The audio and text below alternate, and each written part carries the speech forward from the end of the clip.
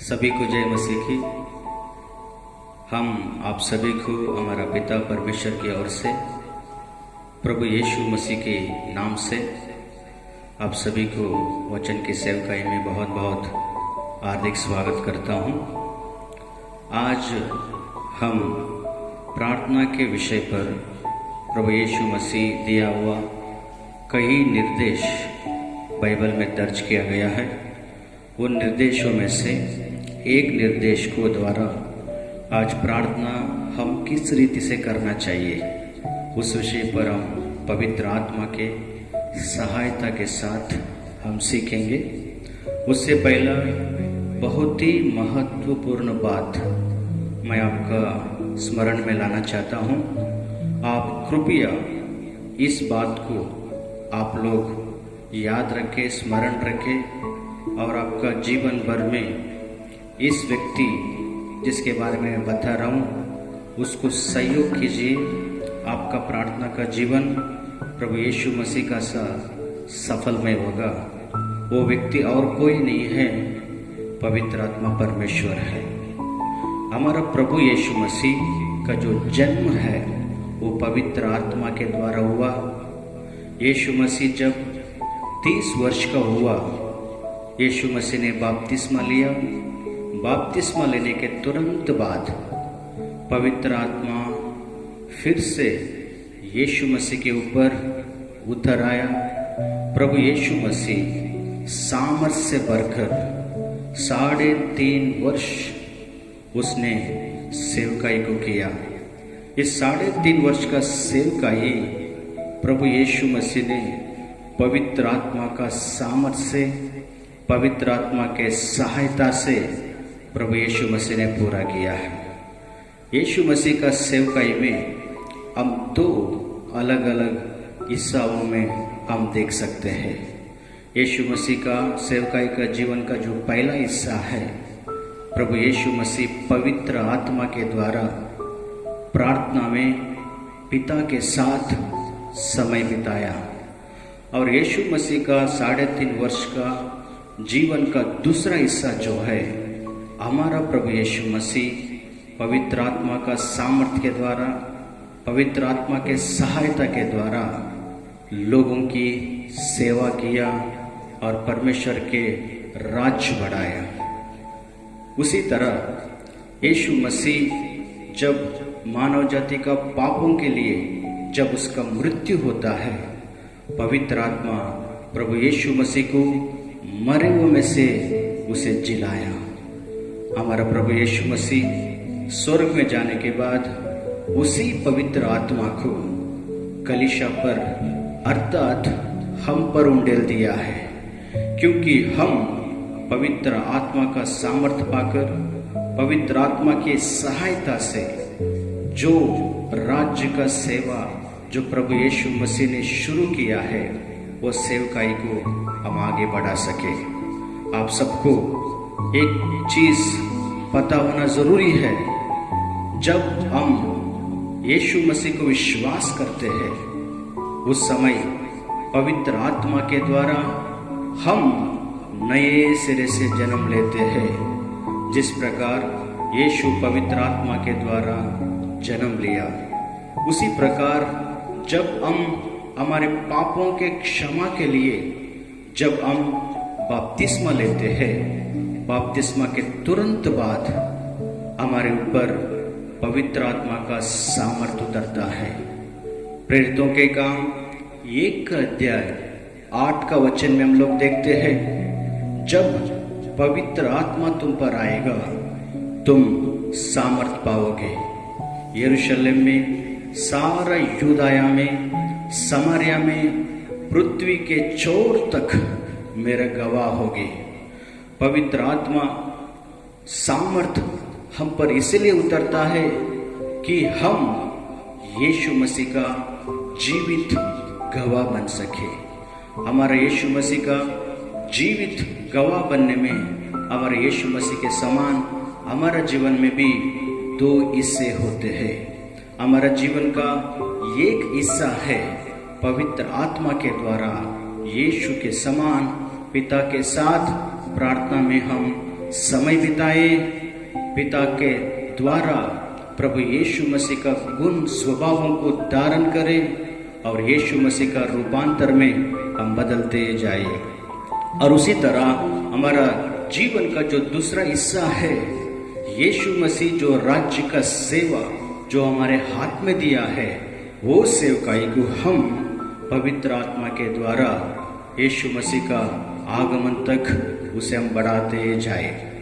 सो इस दुनिया में एक विश्वासी होने के नाते, प्रभु के लोग होने के नाते, उनके लिए सबसे बड़ा कठिन बात यह है प्रार्थना करना। हर एक इंसान प्रार्थना करने से हिचकिचाता है। प्रार्थना का शब्द सुनते ही उसे डर लगता है। हाँ, ये सच है, इस दुनिया में प्रार्थना करना ही सबसे कठिन बात है। इसलिए पवित्र आत्मा हमें प्रार्थना किस रीति से करना है, प्रार्थना में हमारी सहायता करने का हेतु प्रभु यीशु ने पवित्र आत्मा को हम पर उंडेल दिया गया है। सो हम लोगों का जीवन यदि यीशु के समान प्रार्थना करना है, पिता के साथ समय बिताना है, हम यीशु के समान बनना है, तो हमें पवित्र आत्मा को सहयोग करना चाहिए। पवित्र आत्मा को हम समर्पण करना चाहिए। वो हमारे द्वारा, हमारी ओर से पिता से दिन रात प्रार्थना करेगा। सो जकरिया का किताब 12वां अध्याय का 10 का पद में हम लोग पढ़ते हैं। वहां पर लिखा है, पवित्र आत्मा का दूसरा नाम प्रार्थना करने वाली आत्मा। रोमियों का 8 का अध्याय हम लोगों ने 26 और 27 का पद में इस प्रकार पढ़ते हैं, इस रीति से आत्मा भी हमारी दुर्बलताओं में सहायता करता है, क्योंकि हम नहीं जानते कि प्रार्थना किस रीति से करना चाहिए, और आत्मा आप भी ऐसे आए भर कर जो बयान से बाहर है हमारे लिए विनती करता है। और मनों को जांचने वाला जानता है कि आत्मा की मानसा क्या है, क्योंकि वह पवित्र लोगों के लिए परमेश्वर का इच्छा के अनुसार प्रार्थना करता है। प्रिय भाई और बहनों, यहाँ पर हमें पता चलता है कि पवित्र आत्मा हमारा कितना सहायता करना चाहता है। परमेश्वर जानता है हम में कई दुर्बलताएं हैं। परमेश्वर जानता है हम में कई प्रकार के कमजोरियां हैं। इसलिए उन कमजोरियों के बीच में, उन दुर्बलता के बीच में पवित्र आत्मा हमारा सहायक बन जाता है, क्योंकि कई कमजोरी, कई दुख, कई प्रकार के बातों के कारण हमें पता नहीं किस रीति से प्रार्थना करना है।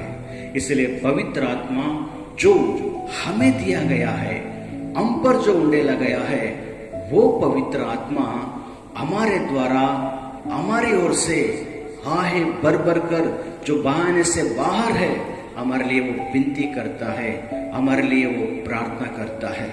इसलिए बिना पवित्र आत्मा हमारे लिए प्रार्थना करना अनहोना है। बिना पवित्र आत्मा की प्रार्थना परमेश्वर कभी सुनता नहीं है। पवित्र आत्मा जो हमारे द्वारा, हमारी ओर से पिता से जो कुछ प्रार्थना करेगा, वो परमेश्वर का इच्छा के अनुसार होगा और वो प्रार्थना का प्रतिफल हमें मिलता है। उसी प्रकार हमारे जीवन में जो दूसरा जो हिस्सा है, हमें इस धरती पर उसकी योजना, उसकी सेवा जो हमारा लिए रखा है, उसे पूरा करने के लिए हमें पवित्र आत्मा की सहायता की जरूरत है। हमें प्रार्थना करना है या सेवा करना है, परमेश्वर का कोई भी हमें काम करना है, वो सारी बातें मात्र पवित्र आत्मा के द्वारा ही होता है। सो हमारा जीवन में यदि परमेश्वर की इच्छा, परमेश्वर की जो बुलाव, परमेश्वर की जो योजना हमें पूरा करना है, हमें दिया हुआ, हम पर उंडेला हुआ, हमें सामर्थ्य देने वाला हमारा सहायक, हमारे अंदर हमारे साथ रहने वाला पवित्र आत्मा के द्वारा ही हम कर सकते हैं। सेवा, जब मैं आपसे कहता हूं, सेवा के लिए परमेश्वर ने सभी को बुलाया है। यहाँ पर फुल टाइम, पार्ट टाइम ऐसा कोई भेद नहीं है। परमेश्वर हर एक जन को मसीह यीशु में उसकी सेवकाई के लिए उसने बुलाया है। यदि आप एक नौकरी करता हो, कोई बिजनेस करता हो, वो भी प्रभु ने आपको दिया हुआ एक सेवा है, ताकि उस नौकरी के द्वारा, उस बिजनेस के द्वारा आप इस जगत में सेवा कर सके। इसलिए बाइबल कहता है, आप जो काम करते हैं, आप लोग अपने काम करने वाले स्वामियों के अधीन में रहो, उनका भय मानो, उस काम परमेश्वर का समझते हुए सच्चाई के साथ उस काम करने के लिए परमेश्वर के वचन हमें प्रोत्साहन करता है। क्योंकि जहां कहाँ हम काम करते हैं, वो परमेश्वर दिया हुआ सेवा समझ के उस काम को हमें करना है। साथ साथ हम यीशु मसीह का जीवित गवाह होने के नाते यीशु मसीह का सुसमाचार के काम वहां पर बढ़ाना है। जो वरदान हमें रखा है, उस वरदान के द्वारा परमेश्वर के राज्य को जहां कहां हम काम करते हैं, वहां पर हमको सेवा में बढ़ाना चाहिए। उसी प्रकार जो लोग प्रभु की सेवकाई के लिए बुलाव पाया है, अपने बुलाव के अनुसार प्रभु यीशु मसीह का नाई हम सेवा करना है। हर एक क्षेत्र में हमें पवित्र आत्मा की सहायता सख्त जरूरत है। आज हम यीशु मसीह प्रार्थना का विषय में दिया हुआ कई निर्देशों में एक निर्देश को आज हम सीखेंगे। हम मत्ती का 6 का अध्याय 9 से लेकर 13 पद तक हम लोगों ने जब पढ़ते हैं, जब तू प्रार्थना करे तो कपटियों के समान ना हो, क्योंकि लोगों को दिखाने के लिए आराधनालयों में और सड़कों के मोड़ों पर खड़े होकर प्रार्थना करना उन्हें अच्छा लगता है। मैं तुमसे सच कहता हूं कि वे अपना प्रतिफल पा चुके हैं। 5 का वचन में इस प्रकार लिखा है, हमारी प्रार्थना कपटियों के समान नहीं रहना चाहिए। कपटी लोग कौन है? कपटी लोग वो है, मनुष्यों से प्रतिफल पाना चाहते हैं, मनुष्यों को प्रसन्न करना चाहते हैं, मनुष्यों का बड़ाई के लिए कुछ करते हैं। ये कपटी लोग हैं। इनका विश्वास परमेश्वर पर नहीं होता है। ये लोग मनुष्यों को प्रसन्न करते हैं और मनुष्यों से प्रतिफल पाने का जो प्रयत्न में रहते हैं। तो ये लोगों का जो परमेश्वर है, इनका पेट और पैसा ही इनका परमेश्वर होता है। और हम लोग जो 6 का वचन में जब पढ़ेंगे, परंतु जब तू प्रार्थना करे तो अपना कोठरी में जा और द्वार बंद करके अपना पिता से जो गुप्त में है प्रार्थना कर, तब तेरा पिता जो गुप्त में देखता है तुझे प्रतिफल देगा। यहाँ पर प्रभु बोलता है, तुम कपटियों का नाई नहीं, जब तुम प्रार्थना करेगा कोठरी में जा। कोठरी मतलब वो हमारा हृदय, हमारे आत्मा को दर्शाता है। हम जब प्रार्थना करेंगे, हम हृदय से, जो परमेश्वर जिसे देखता है, हमारी आत्मा है जहां परमेश्वर वास करता है, वहां से प्रार्थना होना चाहिए। और द्वार बंद करने के लिए कहता है, द्वार यानी हमारा माइंड, जो हमारा दिमाग को दर्शाता है। हमारा दिमाग जो शैतान काम करने वाला एक जगह है, वहां पर बुरी बुरी विचारें, संदेह की बातें, अविश्वास की बातें, वहां पर नाना प्रकार के संसार से भरा हुआ, शारीरिक अभिलाषों से भरा हुआ, तमाम परमेश्वर का विरोध में उठने वाली बातें मन में आते रहता है। इसलिए बाइबल कहता है, कोठरी में जा और द्वार बंद कर। इसलिए प्रार्थना करने के वक्त हमारा माइंड को हम बंद कर देना चाहिए। हमारा दिमाग को शांत कर देना चाहिए, उसे सुन बना देना चाहिए। हमारी प्रार्थना मात्र हमारा हृदय में से आत्मा के द्वारा प्रार्थना होना चाहिए। ऐसा जब हम प्रार्थना करते हैं, ऐसा उनको परमेश्वर प्रतिफल देता है। इसलिए हृदय से आत्मा के द्वारा जब हम प्रार्थना करते हैं, जो आत्मा में वास करने वाला परमेश्वर, हमारी जरूरत, हमारे आवश्यकता जो जानने वाला परमेश्वर हमें प्रतिफल देता है। और हम 7वें वचन को जब पढ़ेंगे, प्रार्थना करते समय अन्य जातियों के समान बकबक ना करो, क्योंकि वे समझते हैं कि अपना बहुत बोलने से उनका सुनी जाएगी। इसलिए तुम उनके समान ना बनो, क्योंकि तुम्हारा पिता तुम्हारा मांगने से पहले ही जानता है कि तुम्हारा क्या क्या आवश्यकता है। कितना सुंदर रीति से प्रभु यीशु मसीह प्रार्थना किस रीति से करना है हमें निर्देश दे रहा है। यहाँ पर देखते हैं, अन्य जातियों के समान बक बक ना करे।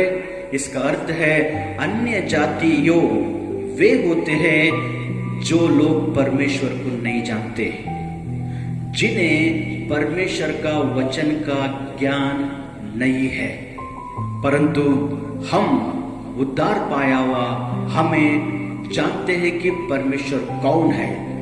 हमारा प्रभु यीशु मसीह कलवारी क्रूस पर हमारे पापों के लिए, दरिद्रता के लिए, श्राप के लिए, हमारे जो हर प्रकार के जो बीमारियों के लिए, तमाम आवश्यकताओं को पूरा करने के हेतु उसने पूरा कीमत चुकाया है।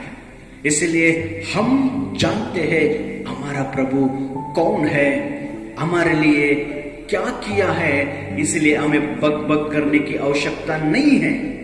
साथ ही साथ परमेश्वर भी जानता है हम अभी उसका बैरी नहीं है, हम उसका संतान बन चुके हैं। हर एक पिता को पता है अपना बच्चों को क्या आवश्यकता है। इसलिए हम अन्य जातियों के समान नहीं होना चाहिए, हम परमेश्वर के समान हम उससे प्रार्थना करना चाहिए। जब हम परमेश्वर को जाना हुआ, वचन का ज्ञान पाया हुआ, उद्धार पाया हुआ, हम उसे जानने के कारण, उसका वचन समझने के कारण वो हमें जानता है, हम उसे जानता है। इसलिए हमें डरने की आवश्यकता नहीं है। हमारी सारी आवश्यकताओं को हमारा परमेश्वर हमारे लिए पूरा करेगा।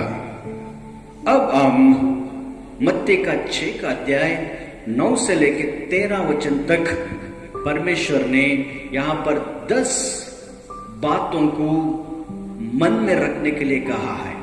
यहाँ पर लिखा हुआ इन 10 बातों को हमारा सोच में रखते हुए हम जब प्रार्थना करेंगे, हमारा प्रार्थना प्रभावशाली प्रार्थना हो जाएगा।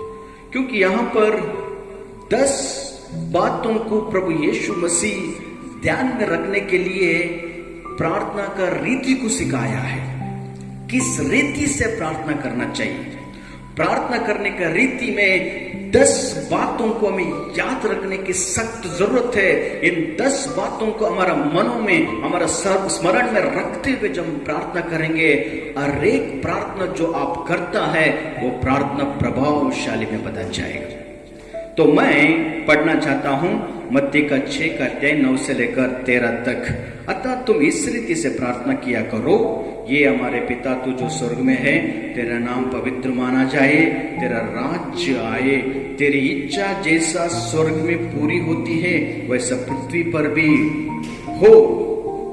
हमारे दिन भर का रोटी आज हमें दे, और जिस प्रकार हम अपने अपराधियों को क्षमा किया है वैसा ही तू भी हमारा अपराधों को क्षमा कर, और हमें परीक्षा में ना ला परंतु बुराई से बचा, क्योंकि राज्य और पराक्रम और महिमा सदा तेरा ही है।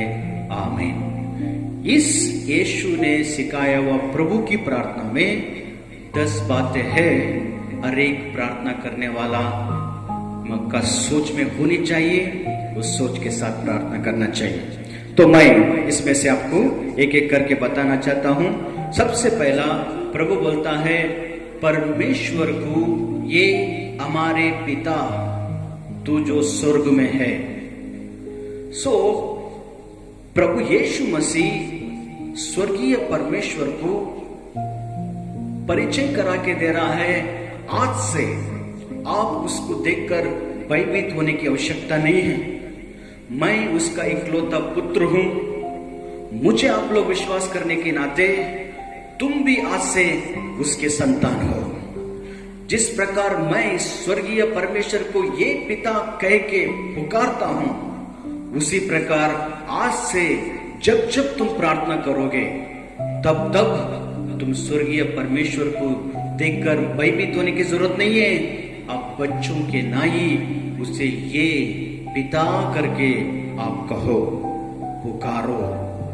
वो सबसे ऊंचाई में रहता है, परमेश्वर से ऊपर कोई नहीं है। सब कुछ परमेश्वर का पैर का नीचे है।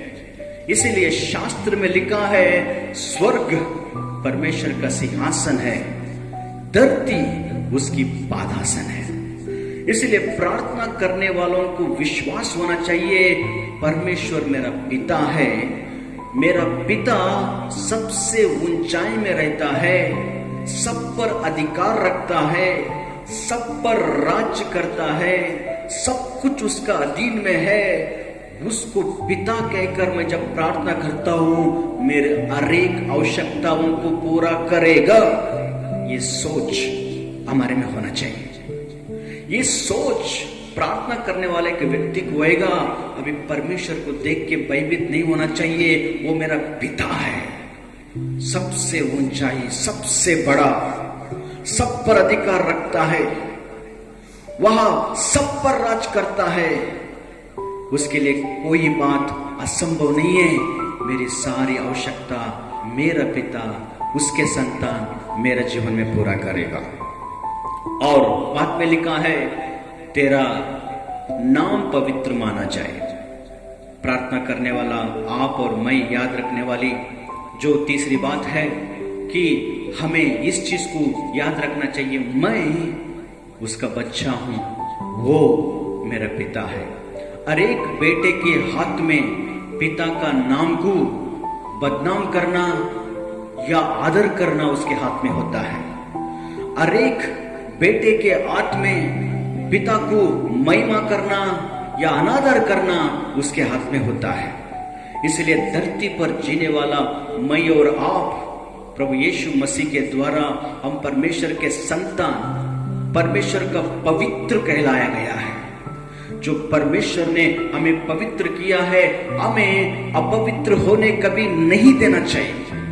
जब हम अपवित्र होते हैं तब परमेश्वर के नाम अपवित्र हो जाता है। इसलिए उसने हमें पवित्र बनाया जैसा वो पवित्र है। इसलिए हम हर एक दिन हमारा चाल चलन पवित्रता बनाते हमें आगे बढ़ना चाहिए। घर में हो, कलीसिया में हो, समाज में हो, कार्यस्थल में हो, परमेश्वर का नाम अपवित्र होने के लिए हमें नहीं देना चाहिए। क्योंकि जो जीवन हम जी रहा है वो हमारा नहीं है। हमारा जीवन जो पाप का था वो क्रूस पर यीशु के साथ उसे डाला गया। यीशु के साथ हमारा पाप का जीवन मर चुका है। अभी जो जीवन हमारे में है वो यीशु मसीह का अनंत काल का जीवन, जिसे पवित्र जीवन बोला जाता है। वो जीवन के द्वारा परमेश्वर का पवित्र नाम वहां पर जो लोगों के बीच में पवित्र माना जाता है। इसलिए प्रिय भाइयों बहनों, हमारा जीवन अनमोल है। हम अलग हो गया है, हम विशेष है। हमको संसार से निकालकर हमें परमेश्वर के राज्य में ज्योति में पहुंचाया है। हमारा जीवन हर एक दिन सावधानी पूर्वक परमेश्वर को भय मानते हुए, जैसा वो पवित्र है, हम भी अनेक संसार के बातों से अपने आप को अलग रखते हुए हम पवित्रता का जीवन में बढ़ना है। इस विचार हर एक इंसान को मन में होना चाहिए। इस विचार रखते हुए परमेश्वर के साथ प्रार्थना में समय बिताना चाहिए। उसी प्रकार हम लोग देखते हैं, तेरा राज्य आए, तेरी इच्छा जैसा स्वर्ग में पूरी होती है वैसा पृथ्वी पर भी पूरी हो। यहां पर लिखा है, तेरा राज्य आए, कि इस धरती पर हम एक ही चीज के लिए रखा गया है, उसकी राज की स्थापना, उसके राज के काम को हम बढ़ा सके। क्योंकि संसार में जितने भी राज्य है, सभी राज्य एक दिन समाप्त हो जाएगा। अभी तक ऑलमोस्ट ऑल समाप्त हो चुका है, अभी थोड़ा बाकी है, क्योंकि सभी राज्य खत्म हो जाएगा, लेकिन ना समाप्त होने वाली, सदा काल तक रहने वाली यीशु मसीह का राज्य इस संसार में स्थापना होने वाला है। फिलहाल परमेश्वर के राज्य आत्मिक रूप से हमारे में, हमारे बीच में स्थापित हुआ है। हम आत्मिक रीति से लोगों को सुसमाचार बताने के द्वारा उनका जीवन में परमेश्वर के राज को आत्मिक रूप से हम स्थापना कर रहा है, ताकि यीशु मसीह का आगमन का पहला हम सब लोगों का जीवन में परमेश्वर के राज को आत्मिक रीति से स्थापना करना है।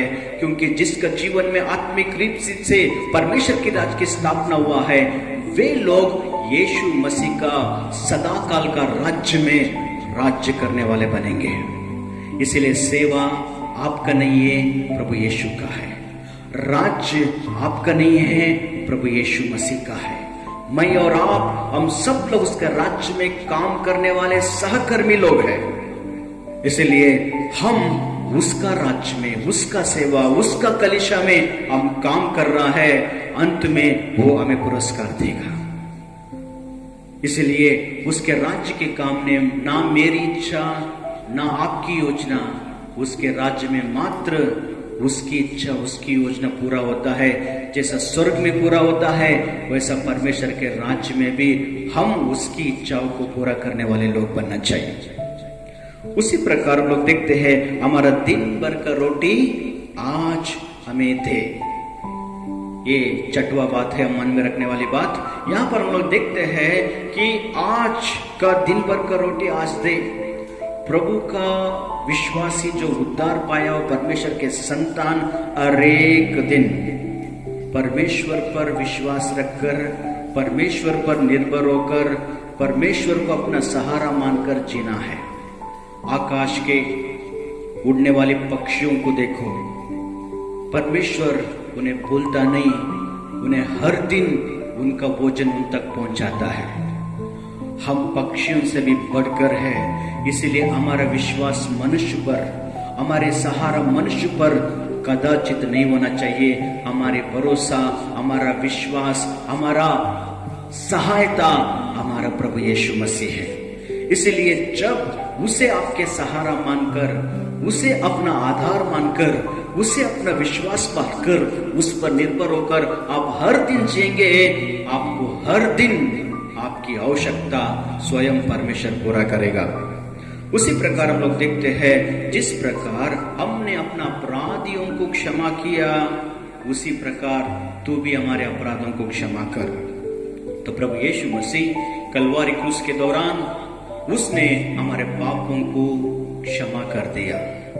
हमारे भूतकाल के पाप, हमारे वर्तमान के काल पाप, हमारे भविष्य में जो भी पाप हम करने वाले सभी पापों को यीशु मसीह एक ही बार क्षमा कर दिया, भूल गया।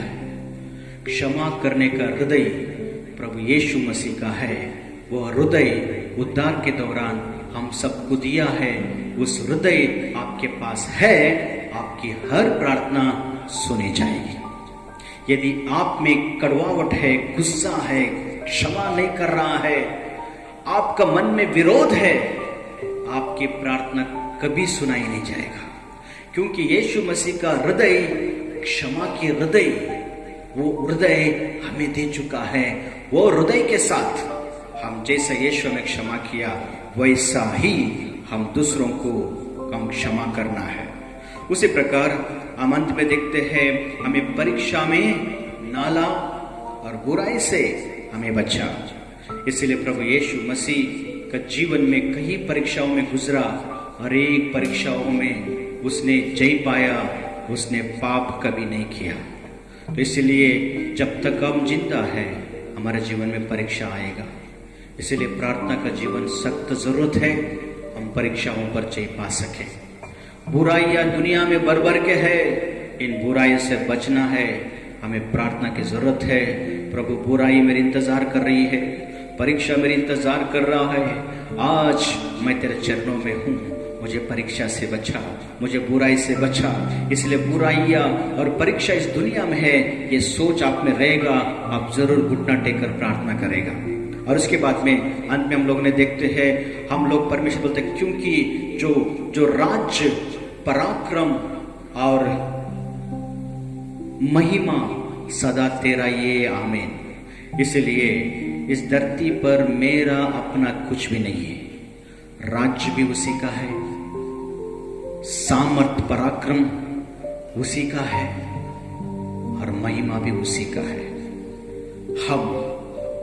उसने हमें चुना है, हमारे द्वारा वो काम करता है, इसके लिए उसके राज्य बढ़ाना है, उसका सामर्थ से हम काम करना है। जो काम होता है उस काम में मात्र हम उसी को महिमा देना चाहिए। जब हम उसके महिमा करते तब वो हमें उसकी महिमा हमें देता है।